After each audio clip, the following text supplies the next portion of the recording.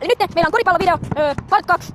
Joo, ja nyt me vedetään oikeata korista. Ja minä olen eka kuvaaja. Ja sitten minä menen seuraavaksi koripalloa sitten. Koripalloilija tulee tänne kuvaamaan nimeltään Emil Koskiniemi. Noniin, siitä. Wow, joo, mikä maali. Hieno oli. Muistakaa liiketä ja laittaa kommenttia video. Koska se on tärkeää. Ja jakakaa kavereille, koska me halutaan 100 subia.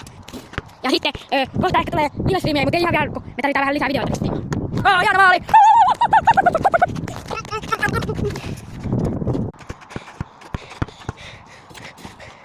Oli hieno!